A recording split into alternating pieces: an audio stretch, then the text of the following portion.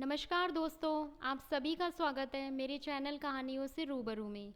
आज मैं आपके लिए एक कहानी लेकर आई हूँ जिसका शीर्षक है महात्मा बुद्ध और डाकू अंगुलीमाल। ये कहानी अगर आपको अच्छी लगे तो वीडियो को लाइक और चैनल को सब्सक्राइब ज़रूर कीजिएगा। तो चलिए इस कहानी की शुरुआत करते हैं। बहुत पुरानी बात है। मगध राज्य में एक सोनापुर नाम का गाँव था। उस गाँव के लोग शाम होते ही अपने घरों में आ जाते थे और सुबह होने से पहले कोई भी घर के बाहर एक कदम न रखता था। इसका कारण था अंगुलीमाल डाकू। डाकू अंगुलीमाल मगध के जंगलों की गुफाओं में रहा करता था। वे लोगों को लूट लेता और उन्हें जान से मार देता था। लोगों को डराने के लिए वे जिसे भी मारता उसकी उंगली काट लेता और उन उंगलियों की माला बनाकर गले में पहनता। इसलिए उसका नाम अंगुलीमाल डाकू पड़ गया। गांव के सभी लोग उससे बेहद परेशान थे। कैसे इस डाकू से छुटकारा पाया जाए, वो यही सोचते।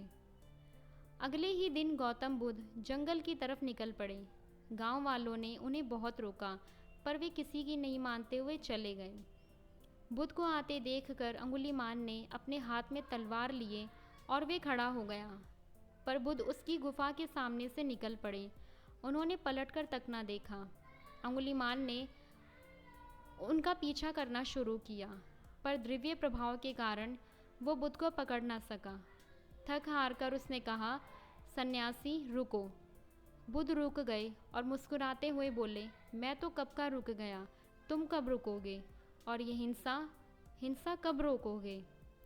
अंगुलीमाल ने कहा, सन्यासी, पूरा मगध मुझसे डरता है, तुम्हें मुझसे डर नहीं लगता क्या? तुम्हारे पास जो भी माल हो सब मुझे दे दो, वरना अपनी जान से हाथ धोना पड़ेगा। मैं इस राज्य का सबसे शक्तिशाली आदमी हूँ। बुद्ध ज़रा भी ना घबराए और बोले, मैं कैसे मान लूँ कि तुम सबसे शक्तिशाली आदमी हो? तुम्हें ये साबित करके दिखाना होगा। अंगुलीमाल ने कहा, कैसे साबित करना होगा, मुझे बताओ, मैं ज़रूर करूँगा। बुद्ध ने कहा, उस पेड़ की 10 पत्तियाँ तोड़ लाओ। अंगुलीमाल को हंसी आ गई और उसने कहा, इतनी छोटी सी बात, मैं तो पूरा पेड़ उखाड़ सकता हूँ। और उसने 10 पत्तियाँ तोड़कर बुद्ध के हाथ में रख दी। अब बुद्ध ने कहा, इन 10 पत्तियों को पेड़ से वापस जोड़ दो। अंगुलीमाल ने कहा, टूटे हुए पत्तियों को कैसे वापस जोड़ा जा सकता है?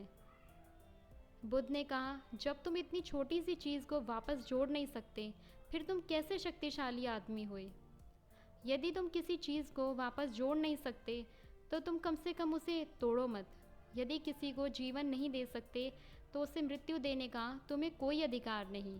ये सुनकर अंगुलीमाल को अपनी गलती का एहसास हो गया और वे बुद्ध का शिष्य बन गया और उसी गांव में रहकर लोगों की सेवा करने लगा। आगे चलकर यही अंगुलीमाल बहुत बड़ा सन्यासी बना और अहिंसका के नाम से प्रसिद्ध हुआ। इस कहानी से हमें यही शिक्षा मिलती है, कोई भी इंसान कितना ही बुरा क्यों ना हो, वे बदल ज़रूर सकता है। दोस्तों, अंगुलीमाल बुराई का एक प्रतीक है और हम सब में छोटे बड़े रूप में कोई ना कोई बुराई होती ही है। ज़रूरत इस बात की है कि हम अपने अंदर की बुराइयों को पहचानें और उन्हें अपने से ख़त्म करें। और इस तरह हमारी कहानी डाकू अंगुलीमाल और महात्मा बुद्ध यहीं पर ख़त्म होती है। ये कहानी आपको कैसी लगी, आप हमें कमेंट बॉक्स में ज़रूर बताइएगा।